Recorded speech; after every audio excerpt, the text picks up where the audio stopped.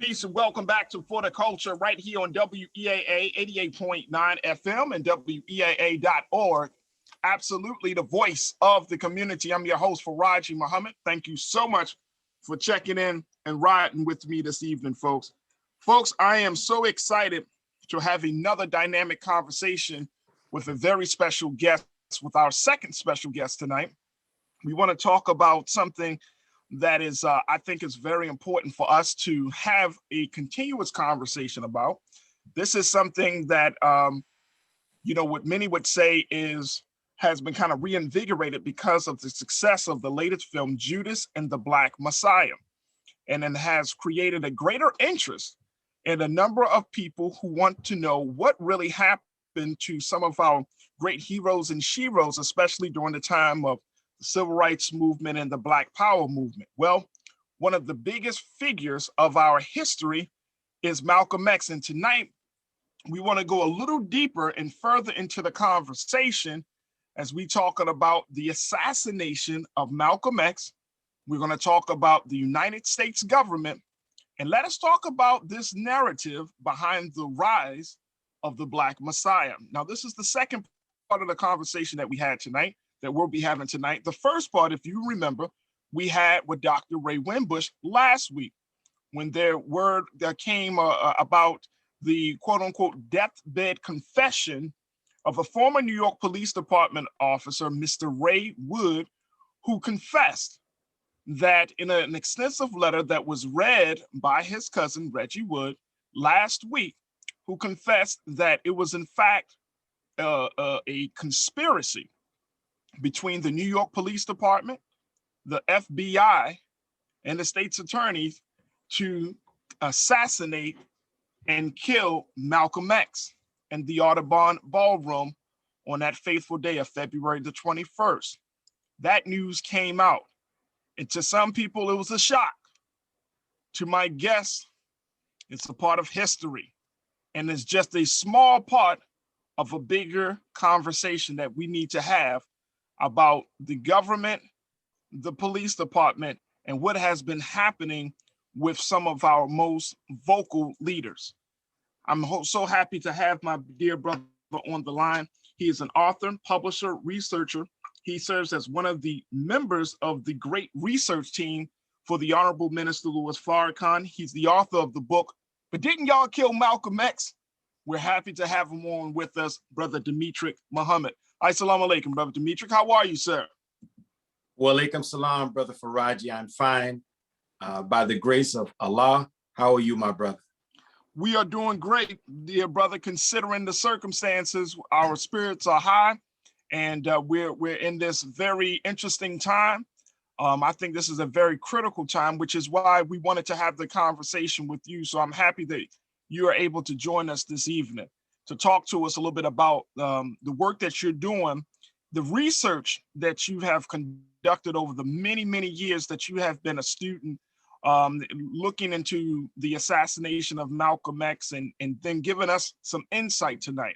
That's the big thing I'm hoping to gain from you, sir, some insight, and hopefully it will bring some clarity on a lot of misperceptions that people have about not just that situation, but just about our history in general as we look at the bigger pictures of the role that the United States government has played and this whole idea of the rise of a Black Messiah. This is a very, very critical time. I want to start here, Brother Demetric, because as you know, there was that letter, Mr. Ray Wood talked about, they call it a deathbed confession, but even you have shared with me earlier, you said it cannot be called a deathbed confession because, well, you tell the audience, why can we not see that the letter that Ray Wood wrote about his involvement in the killing of Malcolm X, why should we not even consider that to be a deathbed confession?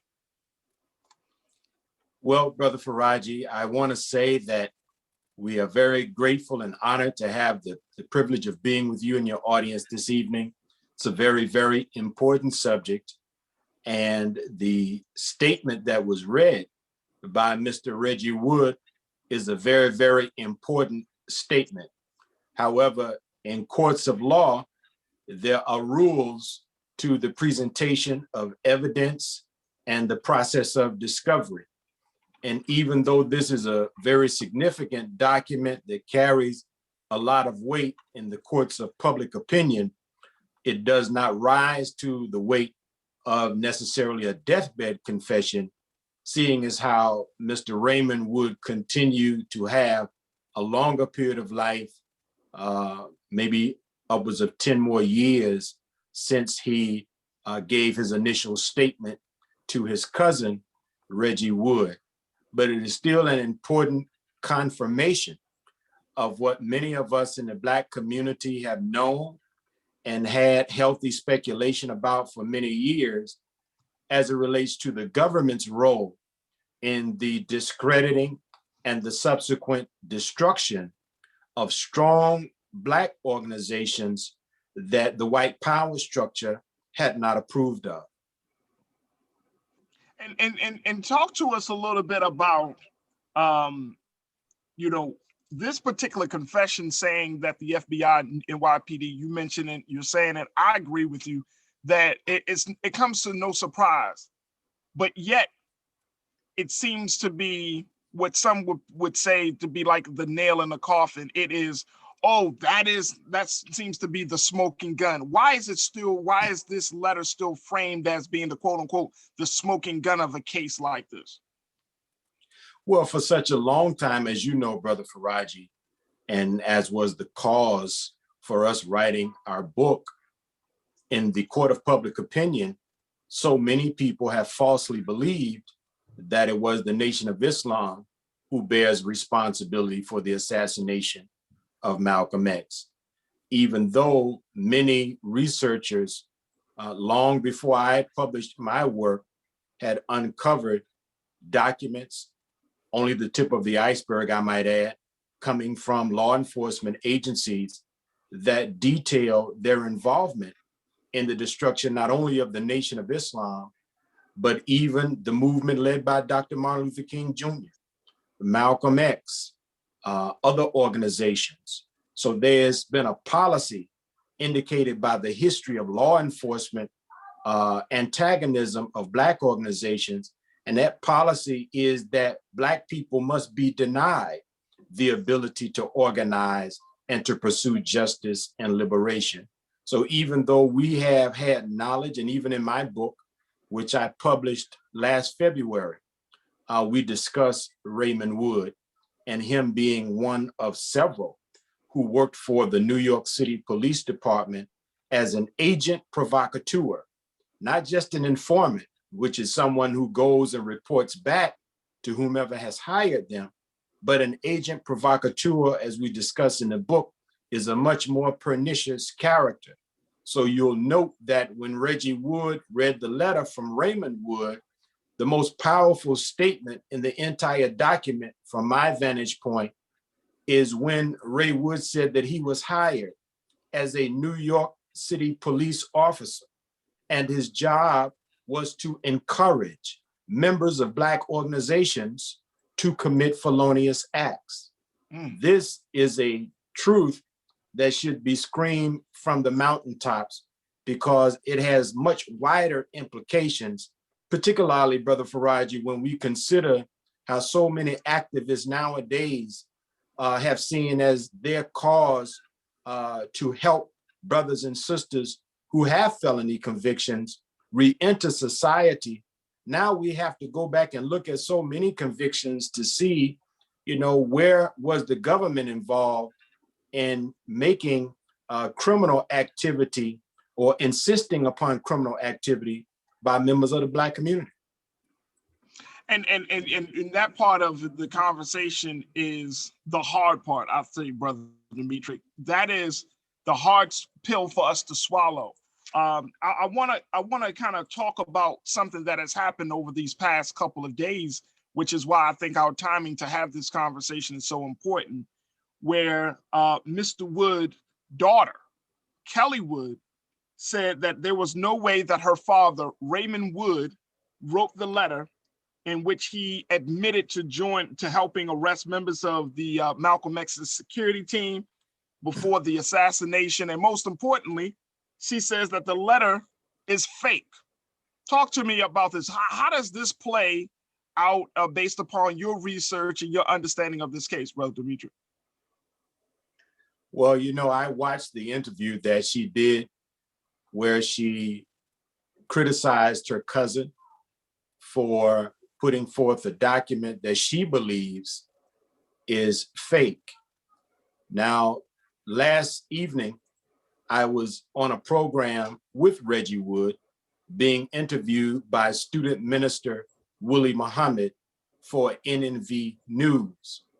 And during that interview, student minister Willie, he asked Mr. Reggie Wood about what you just asked me about. And he communicated that, like many Black families, there are internal dynamics. And sometimes we become estranged from family members. And there are also family secrets that certain members of the family know about and other members of the family do not know about. And so I pray that Reggie Wood and his cousin, Mr. Raymond Wood's daughter, will find the path to reconciliation. However, even before, as I just mentioned, even before Reggie Wood read this statement, none of us knew that this statement existed, but our research identified Raymond Wood as a person who was employed by the New York City Police Department to infiltrate Black organizations in the New York City and New Jersey area. So even without this statement of confirmation, the research had already painted Mr. Raymond Woods as a pawn in the game that law enforcement agencies in New York City were playing to discredit Black leaders, Black organizations, and to destroy the movement of Black people in America for justice and liberation. So given that internal dynamic, again, this brings up a cloud of confusion, because now because of the case, the nature of this case being so sensitive, you know, there has been so many lies, and then there's so many, you know, things that have been the truth about this case. How is a person able to distinguish what's real and what's fake? Now that the sister put that out there, that could possibly be a fake letter, I'm concerned that people will believe her. I'm concerned that somebody will say, you know what, that whole thing is fake. Malcolm was not killed by the NYPD and the FBI. Malcolm was killed by members of the Nation of Islam. It will keep that conversation going. How do we stop that conversation from happening? You know, as a student of the Honorable Minister Louis Farrakhan, Brother Farajii, I'm really interested in seeing the wounds in the Black community healed, to see us, irrespective of our organizational affiliations, irrespective of our religious affiliations, find the path to what Dr. King called operational unity, so that we might reconcile our differences. Now, there may be those who view this as a hoax, but you know what could help all of us, whether we believe it's a hoax or whether we believe it's the truth, is to do something that our beloved teacher, the Honorable Minister Louis Farrakhan, called for many years ago, when he said that the government should open up the files. Even what we know now from COINTELPRO, looking at the same old memos for the last probably 30 years. This is only the tip of the iceberg of the intelligence gathering information and work product of the FBI, of the New York Police Department, of the CIA, and yes, surprising to most, even the Anti-Defamation League of B'nai B'rith. All of these organizations spied on Black leaders, spied on Black organizations, and they worked hard to identify members of the Black community that they could turn against the best interest of their people. It was their job to make turncoats, to make Judases, to make Uncle Toms and stool pigeons. So we now have to lift up our heads and stop looking to point the blame at one another and begin to see and expose the hidden hand of a government that wanted to see us remain in America in this master-slave dynamic as the slave while they were our masters. Folks, if you're just tuning in, we're talking to Brother Demetric Muhammad, who is a researcher and author of the new book, But Didn't Y'all Kill Malcolm X? We're talking about the killing of Malcolm X. We're talking about the role of U.S. governments in uprooting Black organizations and Black leadership. And we're talking about the narrative of the rise of the Black Messiah. We want to hear from you. 410-319-8888, 410-319-8888 to get your take on this very, very big and important subject. One of the things you talked about, Brother Demetric, in your book is talking about the propaganda machine of the United States government has strengthened this myth with numerous documentaries, articles, and books, all aimed at furthering the notion that the Nation of Islam killed Malcolm X. Netflix has a new Malcolm X documentary out. A few months ago, I saw one documentary, I think it was on Netflix or another platform. They talked about it. They talked to, of course, some of the friends and some of the, people that knew Brother Malcolm. But I think it's very interesting that for a man to be as hated as Malcolm was, that there is so much fascination with his case from both Black and white people, from both government and non-government people. Can you talk to us about what is that? What is that telling us? Well, why is this particular case? Why is the United States government, even after, over 40 plus years, this case still is fascinating, that the truth is still kind of being picked at, but hasn't been fully revealed and hasn't been shared by the United States government? Why is that the case with this case, Brother Demetric? The touchstone for the renewed interest in the life and the death of Minister Malcolm X is the rebuilding of the Nation of Islam by the Honorable Minister Louis Farrakhan. In my book, I provide documentation from the FBI, wherein they said that they had did everything that they could to destroy Elijah Muhammad and the Nation of Islam, but at that time, they had been unsuccessful. In 1975, the Honorable Elijah Muhammad departed, and his son, Imam Warithuddin Muhammad, assumed the leadership of the Nation of Islam and moved the Nation of Islam away from the preaching and the teaching of his father towards Sunni orthodoxy. So for all intents and purposes, that which the government feared of Black nationalist Islam emanating from the Nation of Islam went away after 1975. In September of 1977, the Honorable Minister Louis Farrakhan was inspired by Allah, God, to rebuild the work of his teacher. And over the course of the 1980s and early 90s, he was gaining terrific momentum. And the powers that be were reacting, and they were seeking to find a worthy opponent that they could get behind to oppose the Honorable Minister Louis Farrakhan. They could not find a living leader, Brother Farajii, so we say they went to exhume the legacy of Minister Malcolm X. This is extraordinary, so extraordinary that Professor Michael Eric Dyson writes about it in his book as the convergence of mysterious forces who converged to exhume Malcolm from beyond the grave. Because when Malcolm X was assassinated, obituaries were published about him in all of the major newspapers. And in these obituaries, Malcolm was condemned. He was excoriated. He was considered to be someone who had tremendous ability, but he wasted on hatred. And so 30 years later, we see him being reintroduced before the eyes of Black youth to compete against the growing appeal, universal appeal, I might add, of the Honorable Minister Louis Farrakhan. And so Malcolm was famously put on a postage stamp, and you see images of Brother Malcolm with the American flag in the background, etc.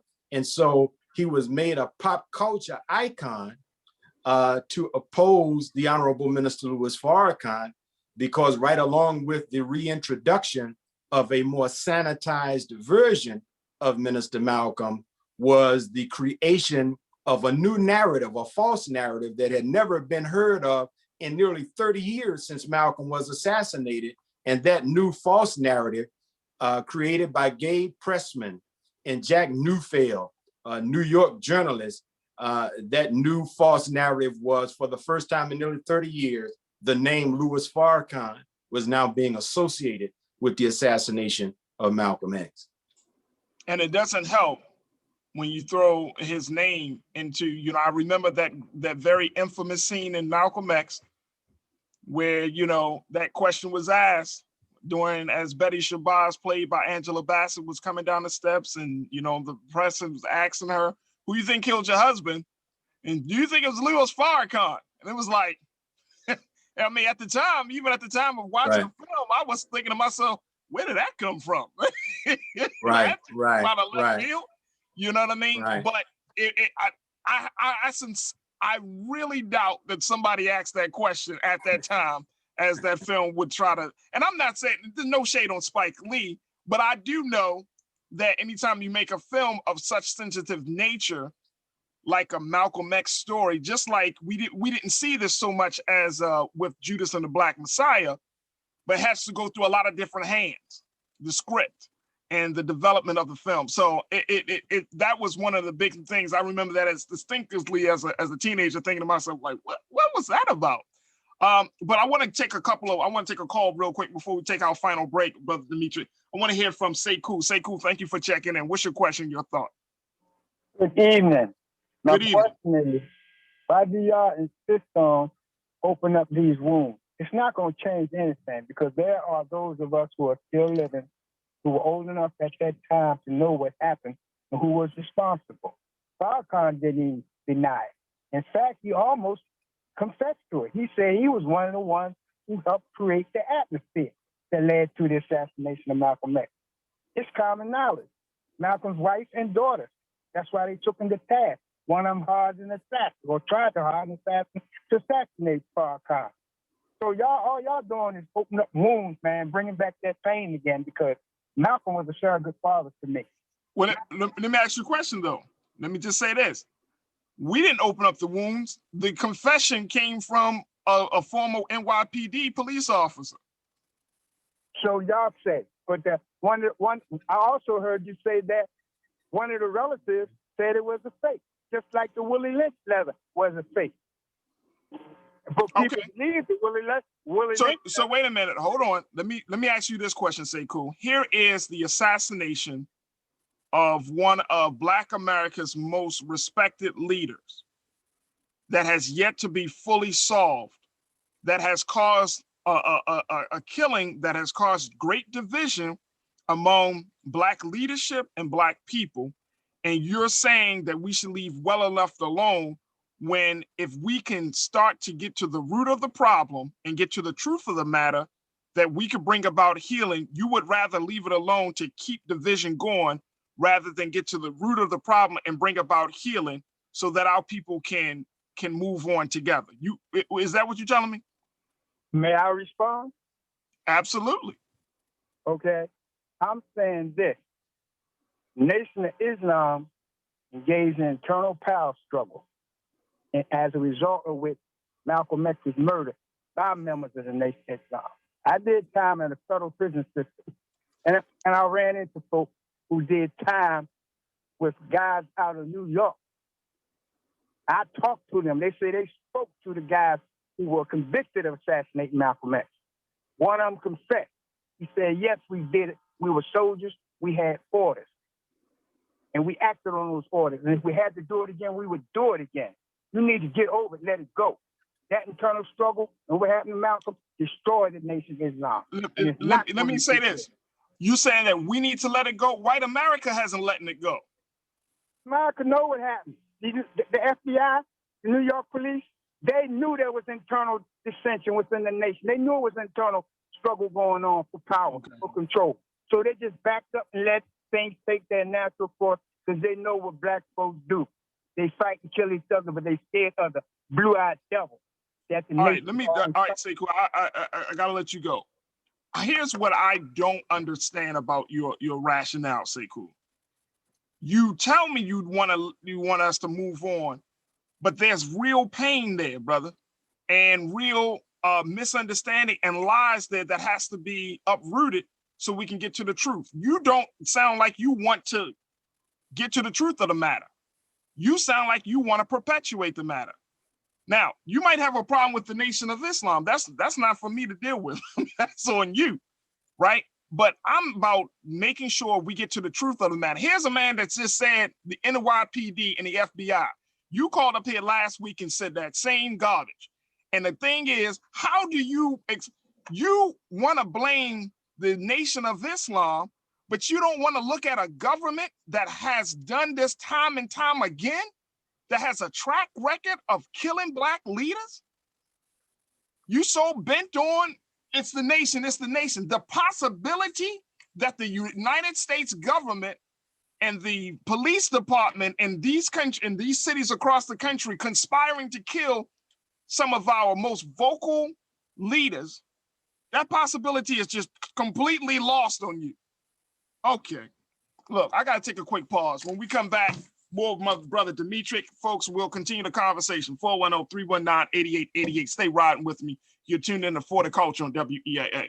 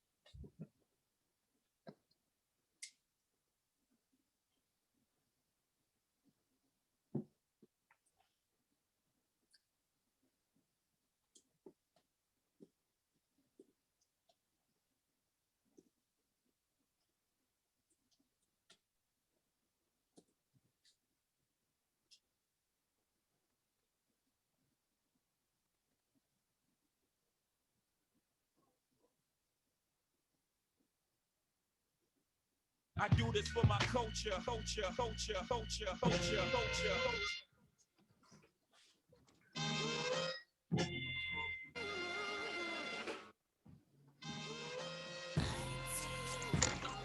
I do this for my culture, culture, culture.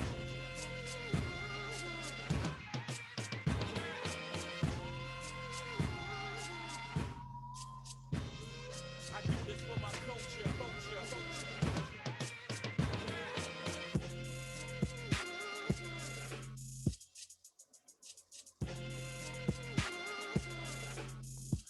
I'm ready, bro. Peace and welcome back to For the Culture here on WEAA 88.9 FM and WEAA.org. Absolutely, the voice of the community. I'm your host, Farajii Muhammad. Thank you so much for checking in and riding with me this evening. Folks, we are having a conversation with researcher and author, Brother Demetric Muhammad, talking about his book, But Didn't Y'all Kill Malcolm X? As we're having the very big conversation, the killing of Malcolm X, the United States government, and the rise of the Black Messiah. This is part 2 of a conversation. And why are we having this discussion? Because there's still a lot of pain that is felt. There's a lot of division that has to be brought, that we have to overcome. And a lot of our people are still not sure as to what has happened, not just with the assassination of Malcolm X, but the government's role in the process of uprooting and killing our Black leadership. And more importantly, moving forward and having a conversation about where we are right now. Because as we are in this very, very critical time in this country, Black leadership is once again put on the forefront. How do you get Black folks out of the dark place, whether it's the dark place of COVID-19 or economic insecurity or economic disparity or the issues around the education of our children or the healthcare situation? there are some very, very important and challenging issues that are on the table, and leadership at this point is absolutely essential to have. So I want to get back to my brother Demetric Muhammad, to give us some insight. I mean, brother Demetric, you can respond to the caller, Sekou, who felt like, it just seems like, I think he's just kind of lost just about the situation and how far this conspiracy could have gone.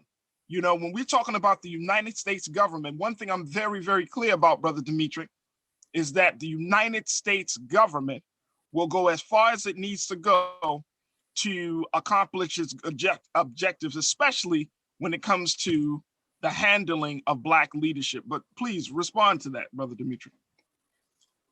Brother Farajii, I thought you did a wonderful job in responding to our brother, because I think that he represents the cognitive dissonance that is demonstrated by many who for so many years have fed from sources of information that are hostile to the Nation of Islam, that even when such a high profile event as the event that took place with Reggie Wood happens, many people are so now wedded to their belief that the nation did it, that they are unwilling to part with their former belief and attitude, even in the presence of compelling facts and evidence.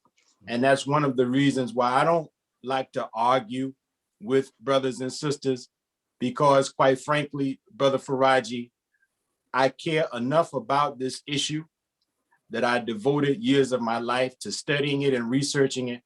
And we published a 352-page book that has over 400 sources. And so when people do that kind of work, if you disagree with it, your disagreement should first be a reaction to having read what they produced. And then you can identify areas in their work that you have issues with, that you think are wrong or in error, or maybe you want to deconstruct our argument. But in our community, we have to once again become a community that prioritizes and highly values knowledge over opinions.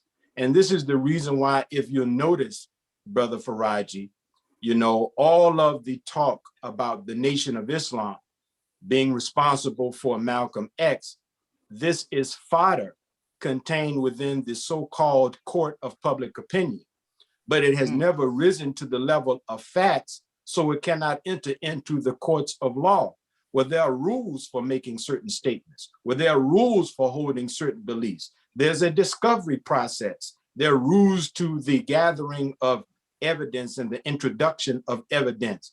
But in the court of public opinion, in the beauty salon, around the water cooler, in the barbershop, you can say whatever you want to say, and you don't have to have any facts to back it up. As my brother was saying, I heard somebody say, somebody that knew this person, somebody that knew that person.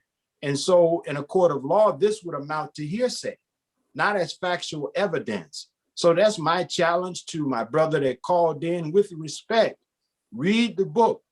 For the first time, there is something documented that you can go and check our facts. We put footnotes to make it easy for you to fact check us, because I did not publish a work of my opinion. I published a work of evidence, of documented sources that now has to be considered and weighed as a factual work or is not a factual work, but you won't know until you read it. Absolutely. Let's go back to the line. We got Lee. Is this Lee on the line? Checking in from Baltimore. We got Lee on the line. Hello, gentlemen. How you doing? I'm good, Lee. How are you?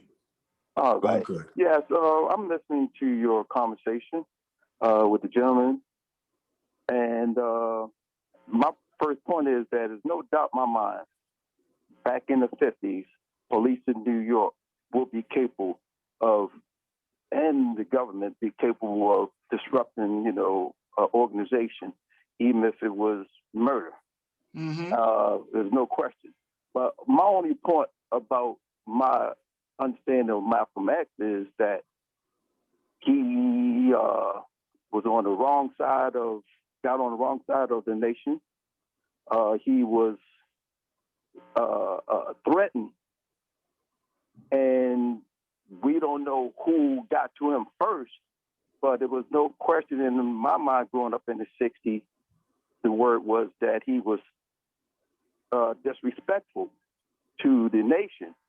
And if that's not true, or he would, I want to know if he didn't get assassinated, would he be in good standing? Would he have still been in good standing to say what he wanted to say and all without any dispute with the nation?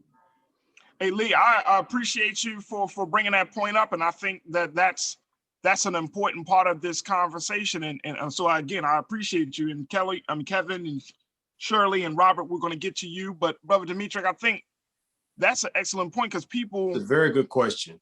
you know, people are wondering, you know, okay, his relationship with the Most Honorable Elijah Muhammad, and you know, but we don't know all of that, all of the details of that. Can you talk to us? Can you give us, shed some light on that part of that history? I think that's a great question, because it goes to a point that we make in the book, is that when you talk to primary sources, people who were a part of Malcolm X's inner circle, people like Mrs. Sarah Mitchell, which we spent time interviewing, as well as reviewing the statements of James 67X, who became Abdullah Razak. When you look at the statements of others who were part of Malcolm's inner circle, they testified that what was on Malcolm's mind, and even Professor Marable writes about this, what was on Malcolm's mind at the end of his life was coming back to the Nation of Islam. You know, Brother Farajii, on the back cover of the book, we put a very powerful quote, because this quote is from Malcolm's last conversation on earth.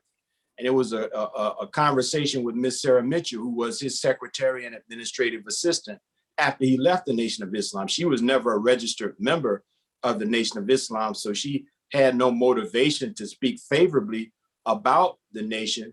But she said that Malcolm's sentiment was that, having been someone who had been from the streets, who, even though he was book smart, Malcolm never lost, you know, his knowledge of the street life.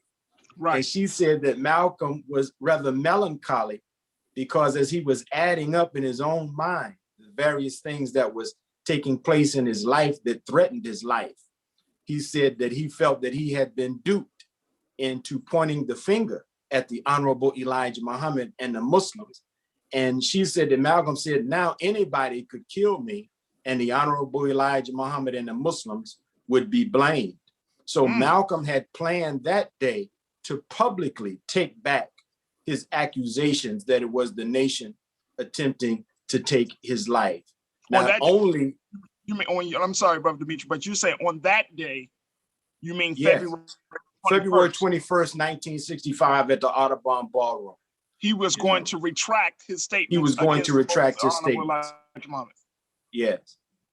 And what, you know, I had read in that, but part of that history as well has been the fact of you know, that even though people within the ranks of the Nation of Islam were upset with Brother Malcolm, there was no official order. There was nothing coming from the Most Honorable Elijah Muhammad, the Honorable Minister Louis Farrakhan, or Louis X at that time. There was nothing that came from them. Matter of fact, the Most Honorable Elijah Muhammad, based on what I read, and you can correct me if I'm wrong on this, Brother Demetric, said, do not bother this brother. That yes, the order that was the order. To not bother him. Order. That was the command. Leave Malcolm alone. And I have to say, Brother Farajii, many people don't know the history of the Honorable Elijah Muhammad before Malcolm X. Malcolm X comes into the Nation of Islam in the late 40s and early 50s, almost 20 years after the Honorable Elijah Muhammad had been leading the nation. And in 1964, in the first magazine interview that the Honorable Elijah Muhammad did for Cavalier magazine with Bob Lucas, he told Bob Lucas that he had ministers to defect from him before. And he said that, he had, I believe, he said 36 ministers in Detroit, in Detroit alone. And after hypocrisy arose, only about 3 of them remained. And he said that Allah had promised him victory over his detractors and his hypocrites. And so he continued to work.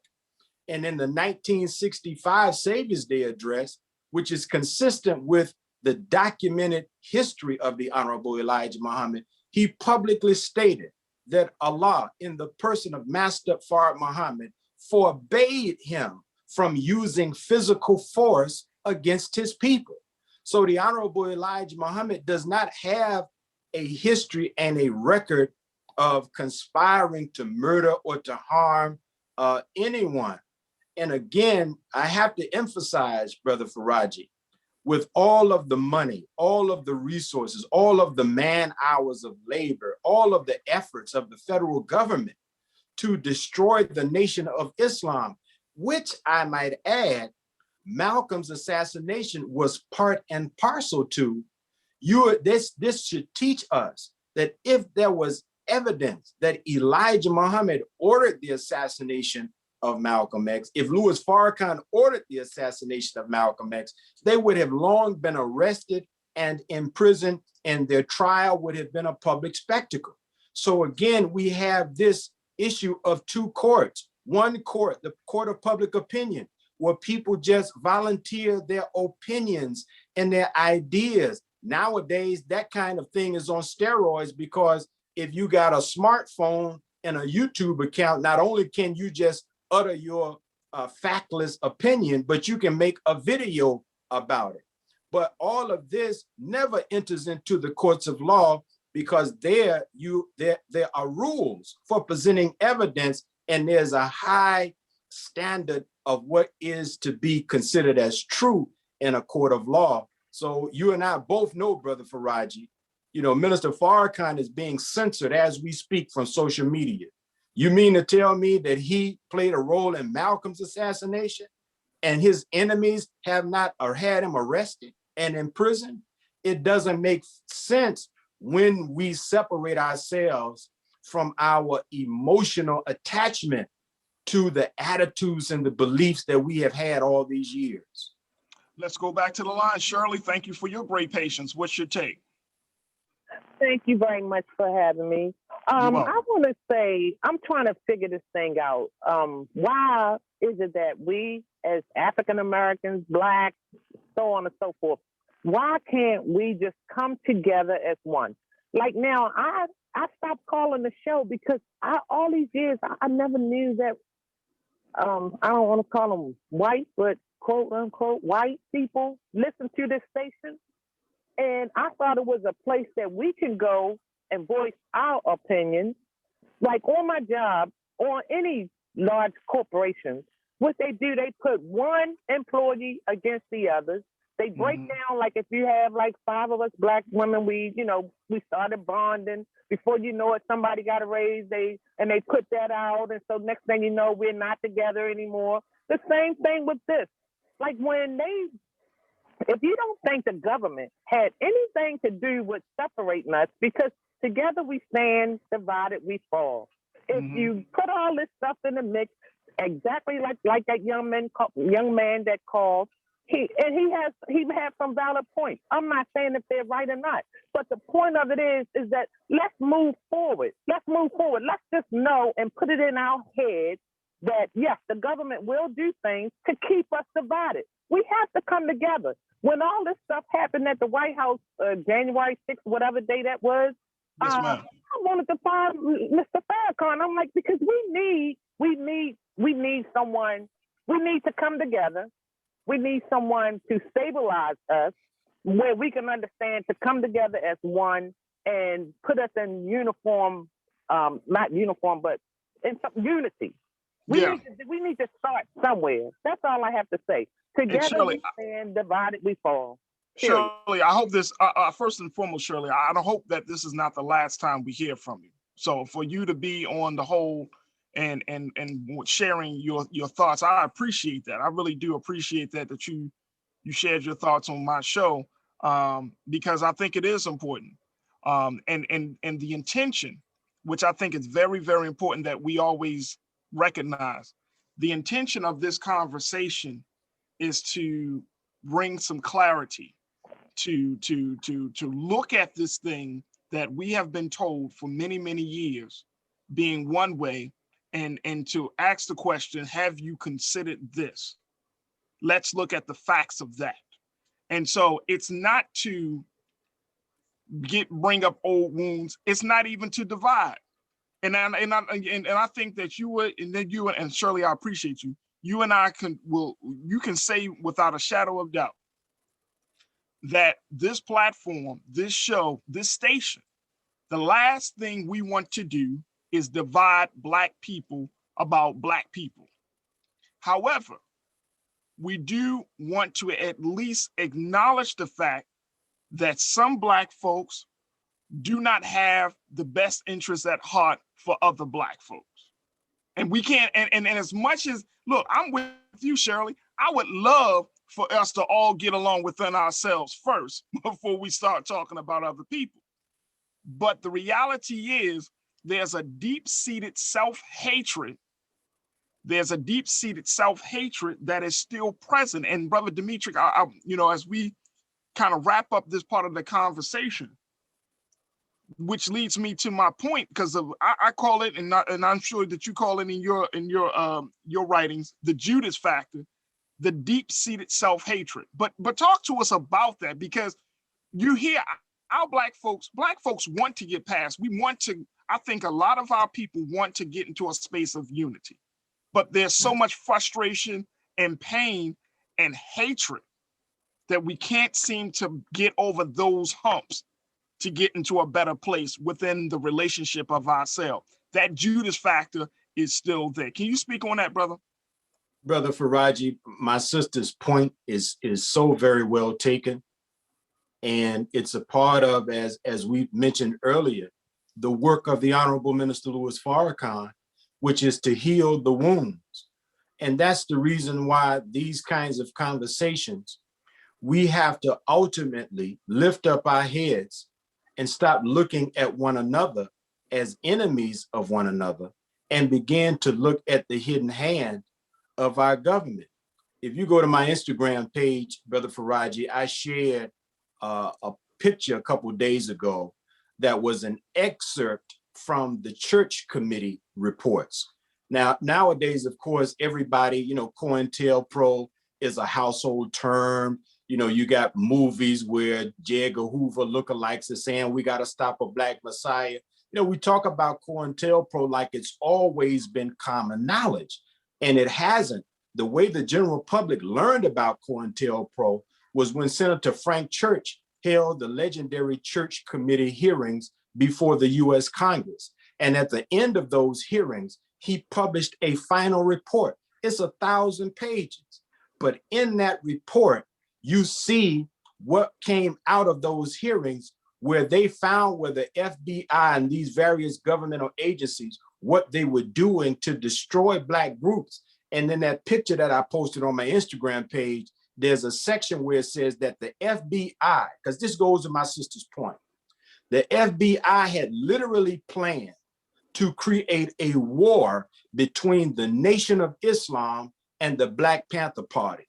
And the occasion around which they were going to foment this war was that the Nation had the Muhammad Speaks newspapers that we sold, and the Black Panther Party had their newspaper that they sold, and they were going to interfere with the sales and distributions of Muhammad Speaks, and then blame the decrease in sales of Muhammad Speaks on the Black Panther Party. Now, Brother Farajii, think through this with me. At that time, the Black Panther Party was known as the Black Panther Party of Self-Defense. So these were brothers and sisters who were arming themselves to defend themselves against assaults coming from outside the Black community. So if you're going to spark a war between a group that's armed and another group of Black people, that means that you are encouraging warfare, bloodshed, and murder while you sit back and hide your hand. So these are reasons and justifications for why, as Minister Farrakhan has said, the government needs to open up all its files, because even though there's much that's revealing in the church committee reports, which I encourage everybody to go and read, but there's still just the tip of the iceberg, because we know that if what we know about COINTELPRO and all these other programs, because COINTELPRO is just one of them, but if what we know, Brother Farajii, is so egregious and so criminal, imagine what they are keeping hidden. Imagine what is still left in those files, that in order for us to come together, we need the healing, and truth is what brings about a healing. Because right now, we point the finger at one another. This one did this one did that. But Dr. King said this as I close this point. He quoted Victor Hugo, because they were asking Dr. King, the young blacks, they burning down their own neighborhood, they rioting in the streets of America. What do you think? And they thought Dr. King, being a moral man, an upstanding Christian pastor, they thought that he would moralize on the young folk in the streets. But Dr. King elevated the discourse when he said this. He said that Victor Hugo said that when darkness is created, crimes will be committed. He said the guilty one is not the one who committed the crimes. The guilty one is the one who created the darkness. And Dr. King went on to say it is the white power structure in America that has created darkness of all kinds among Black people, and they are wise enough to understand that darkness is a precipitant and a cause of low-level criminal activity. So the government needs to open up its files. Brother Demetric, we got to stop it right there. And I truly, truly appreciate your time with us tonight. Once again, talk to us about how, for those who have been inspired to, by this conversation, how they can get a copy of your book, dear brother. The book is available at researchminister.com, researchminister.com. We appreciate you supporting us.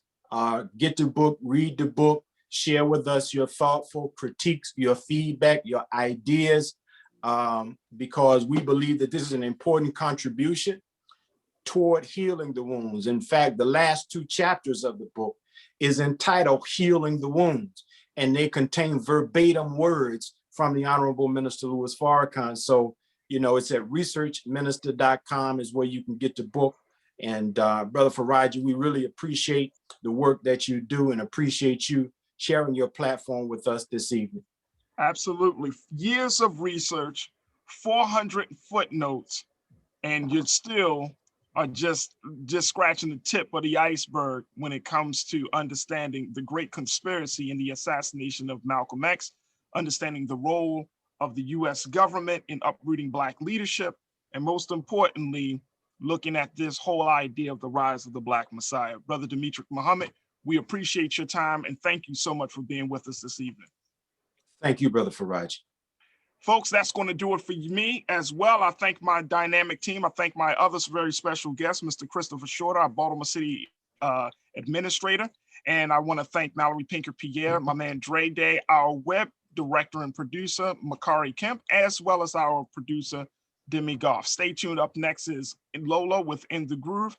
As always, never be afraid to challenge what's wrong. Stand for what's right while being yourself in the process. I look forward to talking to you very soon for another exciting edition of For the Culture here on WEAA 88.9 FM and WEAA.org. And remember, Baltimore, do more, but be exceptionally good for the culture. Peace.